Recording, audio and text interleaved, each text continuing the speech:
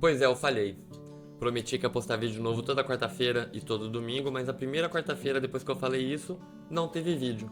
Mas eu tenho uma boa desculpa. Na terça-feira, um querido passou aqui com um caminhão que tinha uma altura além do limite que Deus permite, e ele arrancou toda a fiação de fibra ótica, não só do meu poste, como de dentro da minha casa e de mais 4 pontos da rua.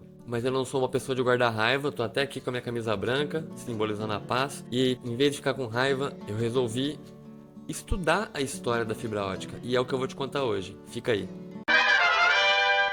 Fala galera, meu nome não é Juca e esse aqui é o canal História Maluca, com os momentos mais vibrantes da história humana. Pois é, como sempre, para te contar a história da fibra ótica, eu vou ter que contar algumas outras histórias. Basicamente, o estudo da transmissão da luz, que é a descoberta tecnológica que precede a fibra ótica em 100 anos pelo menos. Vou ter que te contar também sobre os cabos de telecomunicações transatlânticos. E por último, como tudo isso se une no que hoje faz chegar a internet na sua casa. Ou, no caso da minha, não chegava.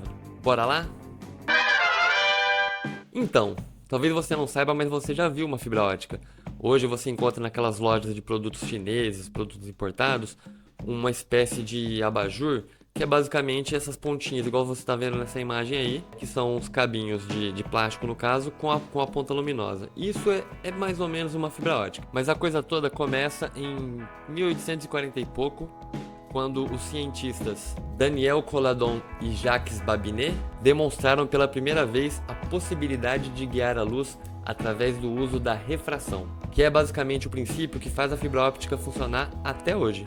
Esse aqui é um dos experimentos que eles fizeram, que eles chamavam de fonte de luz, onde eles conseguiam guiar, através de um tubo de vidro, a luz, usando a refração, para ela sair de uma ponta, fazer a curva e chegar na parte de baixo. Então isso foi muito inovador para a época e deu as bases para tudo que veio depois, né? A fibra ótica literalmente nasceu nesse experimento. Depois disso, a evolução dessa tecnologia de guiar a luz, ela teve uma progressão, vamos dizer assim, aritmética. Outros experimentos foram aumentando a distância que podia ser transmitido, a capacidade de transmissão. Só que ainda não era possível transmitir dados. Isso eu vou falar depois. Primeiro, eu vou falar dos cabos transatlânticos de telecomunicações. Estes foram os primeiros cabos, né, que conectaram o velho mundo e o novo mundo, permitindo uma comunicação rápida entre os dois continentes. E esse cabo, literalmente, ele foi puxado de uma ponta a outra por um navio especialmente feito para colocar o cabo. E era basicamente uma linha. Era uma linha de telégrafo que ligava o Reino Unido aos Estados Unidos. Essa aqui é uma pintura retratando a chegada da ponta do cabo no Canadá, que depois conectaria também aos Estados Unidos por terra, no caso. Só para vocês terem uma ideia da evolução, hoje esse é o tipo de navio que faz esse colocamento dos cabos. Essa primeira conexão foi feita em 1866. E do mesmo modo que a transmissão de luz guiada, a tecnologia de comunicação por cabo, né, as telecomunicações, elas foram também evoluindo, mas no caso da telecomunicação, a partir da invenção do transistor, essa evolução foi geométrica, né? Ela foi muito rápida. Aí, para vocês terem uma ideia, desse cabo que antigamente passava um canal só de comunicação, nos anos 70 chegavam a passar 10 mil canais de comunicação num mesmo cabo. E esses cabos de telecomunicações eram cabos de metal mesmo, galvanizados, numa transmissão muito parecida com as que os telefones antigos, né, aqueles telefones de parede, né, não sei se você lembra disso, funcionavam. E tudo mudou em 1953, graças a um indiano chamado Narinder Singh Kapani. Ele, junto com seu companheiro Harold Hopkins, provaram que era possível transmitir imagens e, consequentemente, também dados, né? Outras informações além do sinal de voz, que era o que os cabos de telecomunicações faziam até então. Esse aí é o Kapani, o cara que conseguiu provar que dava para transmitir dados pela fibra ótica. Mas mais importante do que isso, foi esse cientista que cunhou o termo fibra ótica para designar essa tecnologia. E aí então a gente tem esse encontro, a necessidade de aumentar a capacidade de comunicação dos cabos transatlânticos e a descoberta da possibilidade de transmitir dados pela fibra ótica. Por que a fibra ótica é melhor que o método tradicional? Os materiais físicos, eles têm algumas características que geram perda de sinal. Por exemplo, esse microfone, ele tem uma resistência que gera uma perda do sinal que eu provoco quando eu falo, até chegar no equipamento que está registrando. Então, o microfone, quanto menor essa perda, melhor ele vai ser, né? Então, é basicamente isso.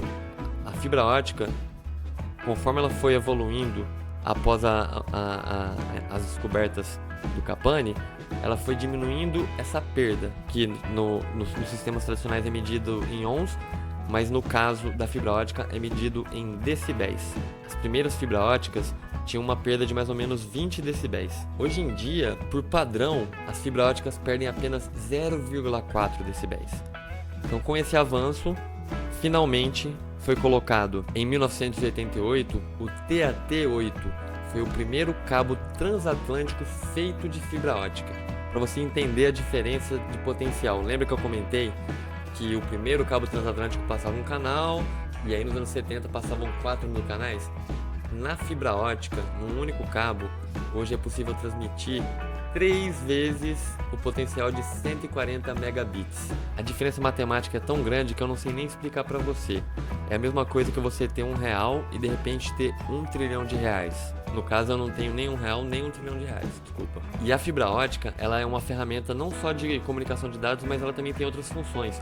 Por exemplo, no programa Apollo da NASA, em 68 eles começaram a usar TVs que os cabos da TV eram feitos de fibra ótica, por questão de resistência, de estar num ambiente diferente da Terra e resistir melhor. Também, no mundo da medicina, a fibra ótica é usada em alguns instrumentos, como, por exemplo, os instrumentos para operações pequenas, como paraloscopia, nunca sei se eu falo essa palavra certa. Então é uma tecnologia que ela realmente foi inovadora em vários campos, não só na comunicação. E esse foi o episódio de hoje.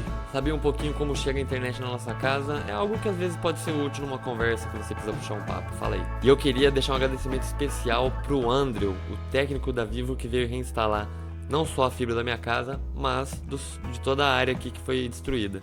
Valeu, Andrew, esse episódio é pra você. E pra quem ficou até o final, como sempre, valeu demais. Espero que vocês tenham lembrado de curtir e compartilhar esse vídeo, que já estejam inscritos no canal com o sininho ativado. E a gente se vê com um vídeo novo agora na próxima quarta-feira. Lembrando, toda quarta e domingo, vídeo novo. Tamo de volta e viemos pra ficar. Com ou sem fibra ótica. Até a próxima.